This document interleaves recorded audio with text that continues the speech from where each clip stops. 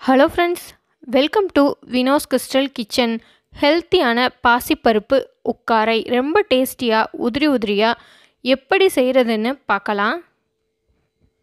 ஒரு கப் பாசிப்பருப்பு ஒரு பவுலில் சேர்த்துக்கோங்க. நான் இன்றைக்கி 150 ml அளவுள்ள கப்பில் அளந்திருக்கேன். தண்ணி ஊற்றி 2 தடவை வாஷ் பண்ணிவிட்டு 2 மணி நேரம் ஊற வச்சுக்கோங்க.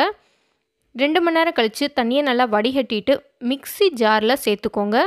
மிக்ஸி ஜாரில் அரைக்கும் போது தண்ணி ஊற்றாமல் இந்த மாதிரி நைஸாக அரைச்சி எடுத்துக்கோங்க. இட்லி பாத்திரத்தில் கொஞ்சமாக தண்ணி ஊற்றிக்கோங்க. இப்போ இட்லி தட்டில் நம்ம அரைச்ச பாசிப்பருப்பை இட்லி மாதிரி ஊற்றிக்கோங்க. துணிக்கு பதிலாக இட்லி தட்டில் ஆயில் தடவிட்டு கூட இதே மாதிரி செய்யலாம். மூடி போட்டு ஹை ஃப்ளேமில் ஒரு 8 நிமிஷம் மூடி வச்சுக்கோங்க. 8 நிமிஷம் கழித்து ஓப்பன் பண்ணி பார்க்கலாங்க. ஒரு கத்தி வச்சு லைட்டாக குத்தி பாருங்கள். கத்தியில் ஒட்டலை. நம்ம பாசிப்பருப்பு இட்லி நல்லா வெந்திருக்கு. இப்போ தட்டை ரிமூவ் பண்ணிக்கோங்க. லைட்டாக தண்ணி தெளிச்சிட்டு இப்போ நம்ம இட்லி எடுத்துடலாம். ஒரு பாத்திரத்தில் இட்லியை சேர்த்துக்கோங்க. ஃப்ரீசரில் ஒரு அரை மணி நேரம் வச்சுக்கோங்க. அரை மணி நேரம் கழித்து நம்ம இட்லியை குட்டி குட்டியாக கட் பண்ணிக்கோங்க. இங்கே பாருங்கள், லைட்டாக எனக்கு ஐஸ் அரை மணி நேரத்துலேயே ஃபார்ம் ஆயிடுச்சு. அரை மணி நேரம் டு 45 நிமிஷம் வைங்க. அதுக்கு மேலே வைக்க வேண்டாம், ரொம்ப ஹார்டாயிரும். இப்போ மிக்ஸி ஜாரில் சேர்த்து அரைச்சிக்கோங்க. இங்கே பாருங்கள், நல்லா ரவை மாதிரி உதிரியாக வந்திருக்கு. தனியாக எடுத்து வச்சுக்கோங்க. ஒரு பாத்திரத்தில் 2 ஸ்பூன் நெய் சேர்த்துக்கோங்க.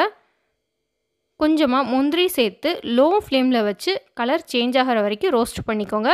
ஒரு கப் தேங்காய் துருவல் சேர்த்து 2 நிமிஷம் லோ ஃப்ளேமில் வச்சு வறுத்தெடுத்துக்கோங்க. அப்போ தான் ஃப்ளேவர் நல்லாயிருக்கும். கூடவே நம்ம அரைச்ச பாசிப்பருப்பையும் சேர்த்து நல்லா மிக்ஸ் பண்ணிக்கோங்க.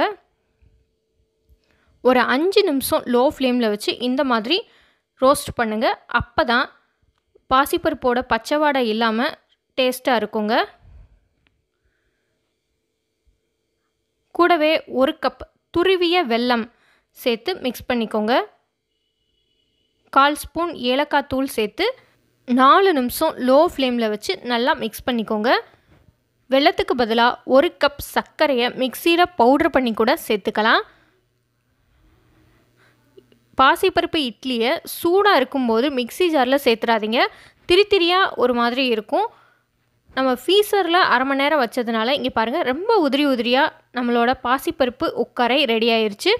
பாசிப்பருப்பு சாப்பிடாத குழந்தைங்க கூட ரொம்ப விரும்பி சாப்பிடுவாங்க. இந்த ரெசிபி பிடிச்சிருந்தா மறக்காமல் வினோஸ் கிறிஸ்டல் கிச்சனுக்கு சப்ஸ்கிரைப் பண்ணுங்கள். அடுத்து பாஸ்தா ரெசிபியோடு நான் உங்களை சந்திக்கிறேன். Bye bye friends.